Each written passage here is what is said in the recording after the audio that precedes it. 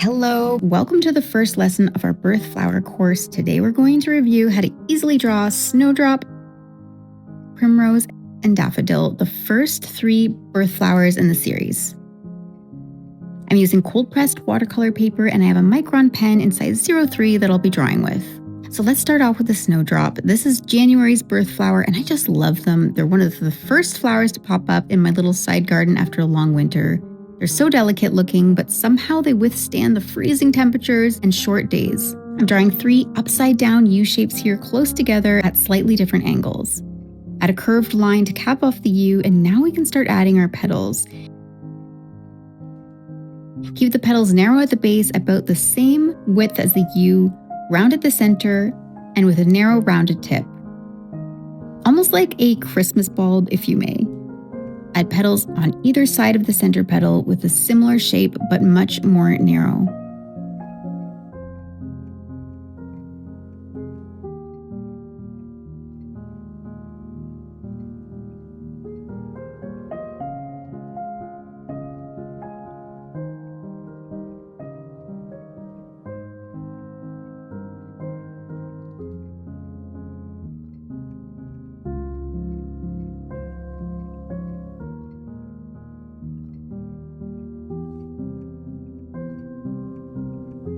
Let's add a few narrow pointed leaves here so we know where to connect the stems to.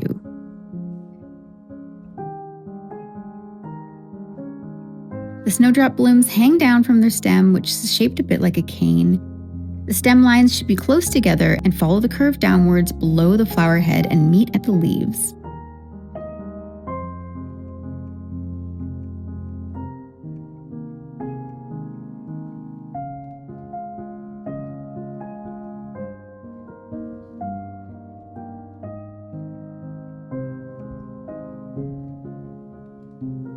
You can add a few more of these long leaves coming up to frame the blooms. Don't worry about being perfect here, we just want to get the basic shapes down so we can start mapping out our birth flower bouquet soon.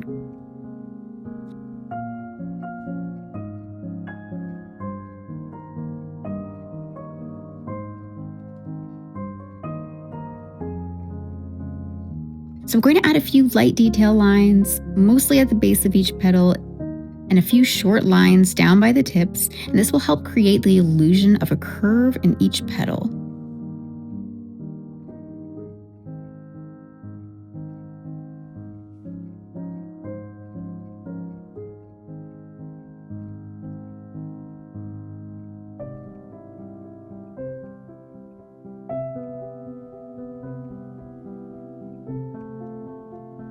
You can add some long lines running down each stem and a couple light detail lines at the base of our first U shape to add a curved look.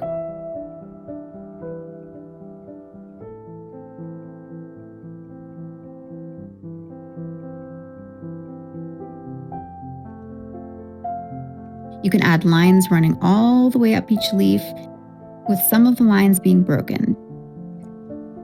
To do the broken line, just lift your pen up and down ever so slightly while you draw. This will help add some texture and give a few white spaces where it will look like light is hitting those spots on the leaf.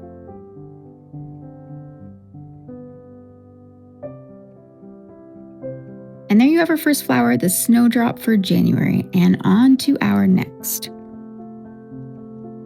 February's birth flower is the Primrose, and there are so many different varieties, but today we're going to draw a 5-petal common primrose. I've drawn 2 circles on the page here, and I'm going to wrap 5 petals around each circle. The petals don't need to be perfectly evenly spaced. They can overlap a bit if you'd like. They should have a slight notch in the outside center, almost like you're drawing a subtle heart shape.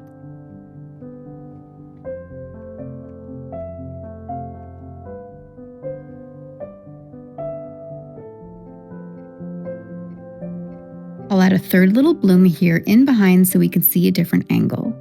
I'm just shortening the petals a bit compared to the straight-on blooms and adding a little U shape at the bottom of the flower that I'll connect to the stem. And like I said earlier, we're going to have to take some creative liberties while we're drawing the stems for the primrose and even the snowdrop flowers because they are on the shorter end of all of the flowers that we'll be combining together into our bouquets down the road. Add 2 parallel lines running down from the flower head for each stem. If you want a reference while you're drawing, of course you can pause this video, but I also have uploaded some of my own drawings with flowers at different angles in the Birth Flower series collection, so you can always just go there to find all the goods from the series. The stems are typically only about 4 inches high, so we're probably going to have to take some creative liberties down the road when we create our bouquets and elongate them a tad. You can add a few leaves coming up to frame the blooms, a slightly bumpy, ridged outer edge. If you're looking straight on, you'll notice another subtle heart shape. Each of the leaves should have a vein running down the center, drawn from the base of the stem out a bit and tapering off at the tip into a point.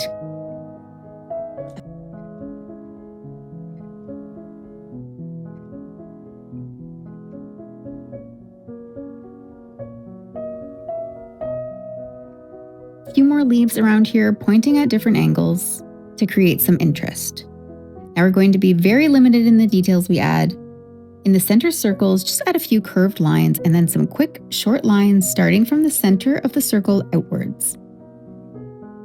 Starting from the circle edges outwards, use a really light touch while you draw, almost like you're flicking the pen away from the center. And lift it up and down a little bit as you draw those lines if you want to create some broken lines as well.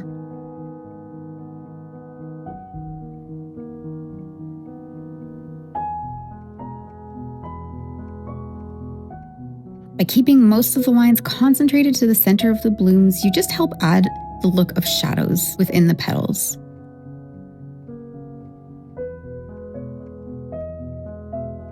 You can add a few more light lines here, running down the length of the stem to add contrast and lift it up off the page. And now let's work on the leaves. What we're going to do here is draw some very light angled lines from the center vein outwards toward the outer edge of each side of the leaf. Most of the lines should be concentrated toward the vein and the outer edges, leaving a bit of white space in the middle area, which will read as light catching in those spots, and add a lot of interest and depth to your final bouquet drawing down the road.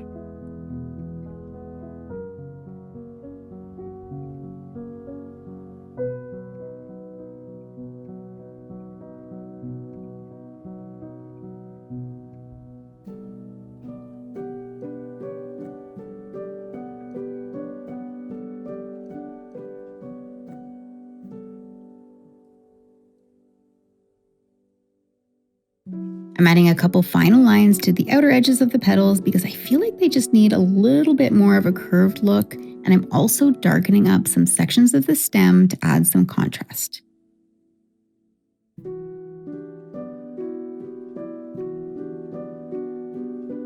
Okay, so Primrose is done for February's birth flower. Let's move on to the March flower, a daffodil.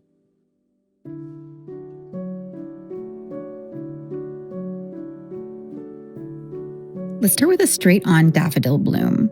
I'll add some different angles in a reference page that you can find in the birth flower collection, but for now, draw a circular shape made with a really wavy line with little dips and ridges in it. Add some oval shapes in the center of the circle, maybe 3 or 4, that will sit above the curved smile line just below the center point of the bloom. Add a few lines connecting the ovals back down to this curve, and a few light detail lines extending from the center toward the outer edge. Now for the petals, daffodils typically have 6 petals unless you're drawing a double variety, but to keep the petals more or less evenly spaced, what I like to do is draw 3 at a time. The first 3 make up a bit of a triangle together, and then I layer in another triangle with 3 petals under the first in the open spaces. Daffodil petals are a little more tapered at the base of the petal where it connects to the cup or the head, and then they are wider down the middle and they come to like a little bit of a pointed tip. I'm adding in some light curved detail lines toward where the petals meet the center cup, as well as running down the length of the petals closer to the sides and where the petal is underneath another, or where you would imagine there would be a shadow in those overlapping areas.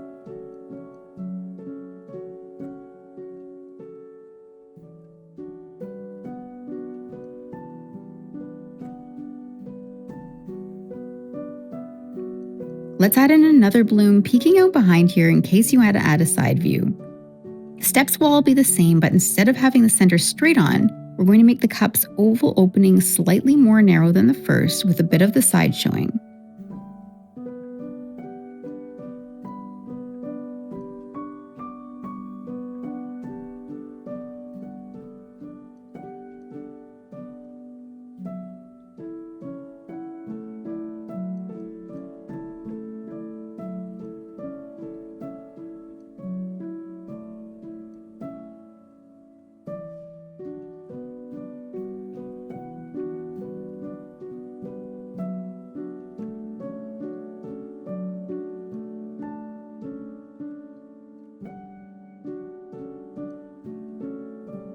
Now we can start adding the thick stem and long leaves to this drawing. Daffodil stems are quite thick compared to the Snowdrop and Primrose, so make sure they're wider, almost like 2 or 3 times as thick. Continue the stem down a bit with some light lines running down the length for texture. I always enjoy adding some daffodil leaves to the bouquet as filler and add height behind some of the flowers. They're really easy to draw and they just have nice contrast to all the curved lines that you find in the petals. Keep them more narrow at the base, wider through the center, and make sure that the tips are more narrow with a slightly rounded, pointed tip. Keep the detail lines in the leaves running in the same direction as the outer edges of the leaves. If you look closely at a daffodil leaf, you'll see the long veins running down them, and they even have a slight bit of texture underhand.